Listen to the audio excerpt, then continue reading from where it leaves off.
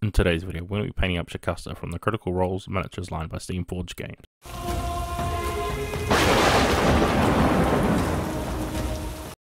Okay, so with Shakaste here, we've done a little bit of a different priming situation than I usually do, and what I've done is I've started off with a black primer, and then come over with a white spray primer, just over the top of it, hitting all the high points of it. It's called a zenithal highlight here, or a zenithal prime. And what I'm doing now is I'm coming in with some leather brown, thinned down, so we can take full advantage of our zenithal priming here. So what the zenithal priming does is it makes it so all the high points that are all hit with the white and all the dark that are hit with the black stand out a lot more when you're painting over it with thinned down paint. So that's what I'm doing here. I've just thinned down the paint a lot. So I've never really tried too much of the zenithal priming method, so I thought I'd give it a try here, switching it up a little bit, learning some new techniques while doing this. So just remember to give all the leather straps over a nice good coating of leather brown. Okay, so once we have all Shakaste's leather straps painted up, we're going to come in now with some angel green. I'm going to be using angel green to be painting up the cloak that Shakaste is wearing. So for this, we're doing the exact same thing. I'm using some really thin down paint. In fact, you can see that this paint is actually reasonably transparent on its own here. As you can see, the black and the zenithal highlighting comes straight in with this. And you can see what we're doing here with the zenithal highlighting is we want to get all those different layers of color between the white spray prime and the black undercoat here. But I'm going to be doing a few layers of paint on here since it is so thin, and it still will retain some of that color differential in there. Okay, so now we have Shakaste's cloak painted up. We're going to come in now with some mahogany brown. And what we're going to do with mahogany brown is I'm just going to be picking out a couple of Shakaste's leather straps, because I want a couple of them here that you can see stick out a little bit more than the others. So it's the ones that he has across for his belt, and the one he has across on his chest. I'm going to be just picking out those ones there with the mahogany brown, because I didn't want all the straps to be the same color, and I wanted just a little bit more color in there than there is if we had to just stick with the leather brown over the whole miniature there with all the straps he has on them. And I don't also want to pick out each individual one as a different color, because it'll get a little bit messy. So just picking out a couple of key ones here is what I'm trying to do to really make it pop. Okay, so once we have those belts picked out, what we're going to do now is we're going to come in with some charred brown. And we're going to be using charred brown to be picking out just a couple more pieces of Shakaste here. So we're going to be focusing on the boots that Shakaste is wearing, as well as the braces and stuff on his arms that he has, the leather guards on there as well. So we're picking out these, of course, because we want a little bit more differential between the colors that we have. Since he has so much leather straps and leather working on him, we want to give a different color in there as well. So when we're sitting down at the table and we see him from a little distance, we can easily see that there is a little bit of difference in color in him, and it keeps it from being all very boring in the same color of brown on there as well. Okay, so once we have those pieces all painted up and dried, what we're going to do now is we're going to come in with some burnt flesh from Vallejo, and we're going to be using this to be painting all of Shakaste's skin. So just here on the face, and because we've got that zenithal prime highlight on there, what we're going to be doing is we're thinning down this paint quite a lot so we can get that look of where all the highlights and all that white is touching. So we've got different variations in the skin color on there. It's a good easy way to cheat sort of highlights and stuff on there if you thin down your paint. So just being very careful now to also avoid any of the other areas we're painted up as well. So once we've painted up Shakaste's skin, what we're going to be doing now is we've been coming in with some vallejo khaki, and we're going to be using this to be painting up Shakaste's staff. And I went with a light color for the staff because I want a little bit of contrasting colors, and we'll have a lot of browns on here, so I want something to make the whole miniature pop with different colors on there, rather than just bogging it down with a lot of brown on here. So the khaki is going to give a nice little pop to the whole miniature overall. Okay, so once we have Shakaste's cane painted up, what we're going to be doing now is we're coming in with some wizard's orb, and we'll be using the wizard's orb to be painting up Shakaste's little hummingbird pet he has. You can just barely see it here, sculpted into his hand. It's going to be very difficult to pick out, so you might want to use a very thin brush for this, like I'm using, to try and pick it out as much as you can there. And just being very careful to avoid all the other areas. I know it's going to be a hard thing to paint up, but just really try and focus if you can to really get that pop of color in there. Okay, so once we've painted up the hummingbird, what we're going to be doing now is we're going to come in with some vallejo ivory. I'm going to be using this to be painting up Shakaste's hair, because Shakaste has some white shocked hair. So we really want to really give a good coating of this over everywhere on the hair, and being very careful to make sure you avoid the areas that were painted on with the skin, especially where you hit those contact points of the face and the hair as well. And of course, remembering that I've watered down all these paints a little bit so we can get the full effect of the zenithal highlight as well.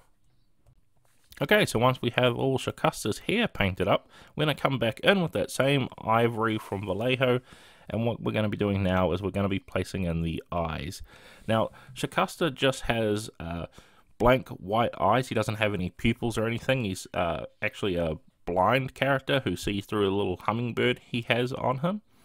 So we're just going to be coming in with the white that we'll use for the hair color, because it's quite a nice white, but it's also just a little bit off because I don't want pure white, because I think that would stand out way too much. So of course, just coming in with a very thin brush again, painting all over that face area. Then I'm going to come back in with our flesh color and just paint in the areas around the eye so I get the eye shape the way I want it. And then once we have the eyes the way we want it, we're going to come in now with some greedy gold. And we're going to be using the greedy gold to just be painting up the little pin he has on here holding up his cloak. So now what you can do here is you can go around it, because it has a little bit sculpted in, like the cloak is wrapped up in this little bit of clip, so you can either go around it here just like this to give the whole diamond shape across here. But what I actually ended up by doing is I'll turn the whole thing gold, because I wanted there to be a little bit more pop of color on here, and I think the gold is going to really bring that out. On top of that, we're also going to be painting up just as a little belt clip here on his where he's holding up his main belts, I guess you can say, here as well. So we want to paint that up gold too. Okay, so now with those gold details done, what we're going to be doing now is we're going to come in with some Vallejo black to also be adding in some more details. So the details we're going to be doing now is Shakaste has, looking at his artwork for Critical Role, he has a lot of little like hair ties and stuff in his hair, or just like beads and stuff that he has to style up his hair. So we want to do that by just placing in little black squares or dots just over the little areas where the hair is nicely carved in, so you can make it look like it's either hair bands or ties or whatever you want. If you want, you could add in some more colors, but I'm just going to be sticking with the black for this, just trying to copy his official appearance as much as possible. Okay, so now we have his hair details picked out. What we're going to be doing now is coming in with some flesh wash, and of course we're going to be washing over all the skin areas of Shakaste here, being careful to avoid the hair and his facial hair that he has on there. So just come in with a smaller brush if you need to, like I have here, just so there's a lot of details in a very small area. So just being careful to avoid all those other areas and making sure you give a nice even coat over all of the skin. Okay, so once our flesh wash is dry, what we're going to do now is we're going to come in with some agrax earthshade. And we're going to be using agrax earthshade to be washing over all of Shakaste's belts, his cane, all of the clothing he's wearing, except for his cloak. We're going to be doing that in a different wash here just a little bit later. But the agrax earthshade, because it's a brown wash, is going to really bring out all the browns that we've tied together, whether it's the super light brown like the khaki, or the very dark brown that we have with our charred brown. It's going to just enhance all those colors here, and we want a lot of those washes to really bring out all the details and all the straps he has. It's a nice easy way of picking out all those straps very quickly. Okay, so once our agrax earthshade is dry, what we're going to do now is we're going to come in with some Citadel nuln oil, and this is a black wash. So this is the one that I said we want to leave to do the cloak in. So giving a nice good black wash over the cloak is going to differentiate it a lot from the brown that we have on our straps and stuff that he has all over the rest of his clothing. As well as that, we also want to do the hair that he's got sort of shocked white, and the black wash is going to add in some little bit of like black hair elements, I guess you can say, into it, because he used to have originally black hair that's been shocked white, so this is going to give a nice good sort of transition and hopefully emphasize that as much as I can. So I'm going to pay a little bit more attention to closer to the where the skin meets the top of the head, to really try and push that he used to have black hair on there. Okay, so once all those washes are completely dry, what we're going to do now is we're going to come in with some of the original colors that we've been using here. So for instance, on our cloak, we're going to use our original cloak color, mix in with just a tiny bit of that ivory we had before to lighten it up just a little bit. And what I'm going to be doing is picking out all the raised areas on the miniature. So this has some quite nice, very sculpted in and good and easy to see points that we want to hit with the highlights, so like the folds here that we have on our cloak, some of the straps as well. So what you want to do is just come back with our original colors that we used here on all these different parts, and just adding in either a tiny bit of white or just the original color itself. It's really up to you. I won't give you my exact ratio or anything. This is more how you want it to be, how bright or how dull you want it to be. So just adding in these highlights is going to make a lot of cool effect on the finished piece.